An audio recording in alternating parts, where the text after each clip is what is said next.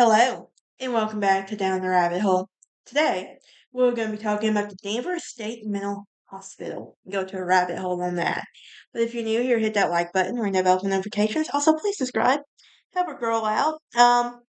But we're going to talk about this urban legend, and that Danvers and its surrounding neighborhoods are haunted by many angry ghosts of former patients of the Danvers State Mental Hospital, and is known as the Danville State Lunatic Asylum. And when it opened its doors, a ghost of a now haunted area was reported and terribly mistreated in the spooky looking series of old buildings. So, what do we know about the Danville State Hospital?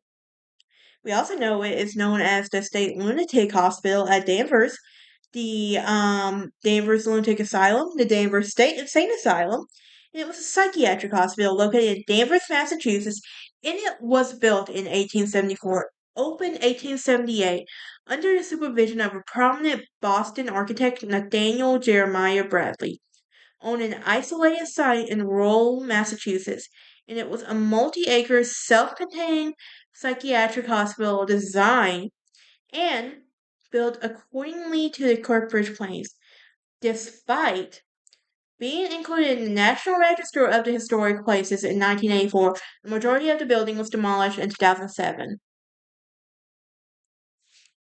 So, the Danvers State Hospital is officially opened in 1878 after 4 years of construction, and it cost about 1.5 million at the time, which is probably what compared to today, 4.7 trillion maybe. I don't know, but we'll see. I wonder what that would be compared to today. If anybody knows, let me know. But anyway, the hospital originally consisted of two main center buildings, housing the administration with four radiating rings on each side of the administration block. The kitchen, laundry chapel, and dormitories for the attendants were connecting buildings in the rear. Middleton Pond supplied the hospital its water, and on each side of the main building, were the wings for male and female patients respectively. So, and the outermost oars were reserved for the most hostile patients.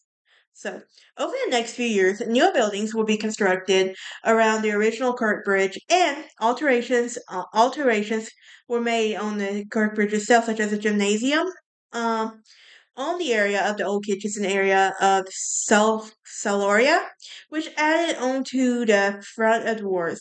Now, most of the people on this campus were connected by a labyrinth of tunnels, many of whom were Commonwealth institutions for the developmentally delayed for the mentally ill. At the time was designed with tunnel systems, and it was self-sufficient in the wintertime. And there was a tunnel that ran on a steam power generating plants as well. It was located at the bottom of a hill running up to the hospital, along with the tunnels that connected the male and female nurses' homes, called the Grey Gables. Grey Gables.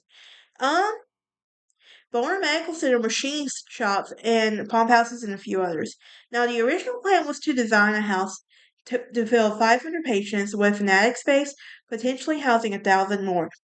But late 1930s, 1940s, over 2,000 patients were being housed, and overcrowding was severe, and people were even being held in the basements at Kirkcray while the asylum was established to provide residential treatment and care to the mentally ill. And functions have expanded into include a training program for nurses in 1889, a pathological research laboratory in 1895.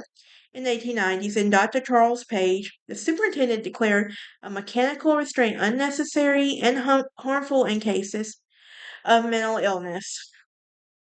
So, by the 1920s, the hospital was operating school clinics to help determine mental deficiency in children, and reports were made that the various inhumane shock therapies, lobotomies, drugs, and straitjackets were being used by the crowded hospitals. Now, this was sparked many controversy during the 1960s as a result of the increased emphasis of the alternative methods of treatment, deinstitutionalized in the community based on mental health.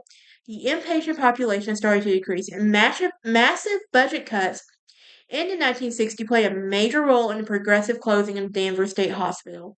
So, the hospital will begin closing wards and facilities as early as 1969. By 1985, the majority of the original hospital was closed or abandoned. So, the administration.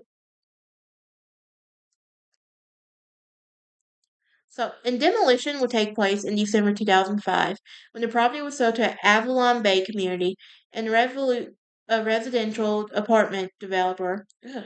Imagine having, imagine knowing your apartment was built on top of that. Now, like, would you stay?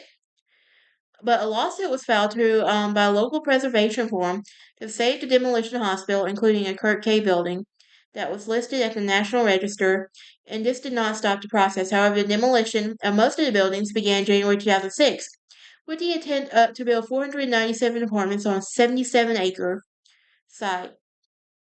By June of 2006, all the Danvers State hospitals were marked by demolition and had been torn down.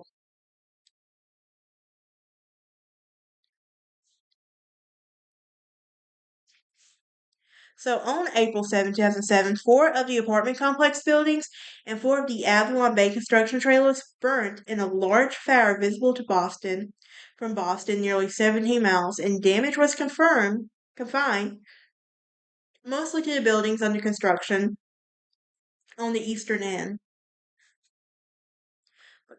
But seriously though, imagine like your apartment, like finding out your apartment was built on top of this. Like I can't even imagine that. But anyway, that is it for this episode. Join me next time as we and I will be talking about the Tinny Gray's Court Castle, and we will go into our very last episode for to go to 48, and before I take a break to go start to get reach back to my Dark Academia podcast, we're gonna go into the armpit of America. I'm not going anywhere anytime soon, guys. I'm still doing this. I'm just got try to balance it out so I can keep episodes lined up for each podcast. But I'll see y'all next time. Y'all have a great day. Stay good. Stay solid.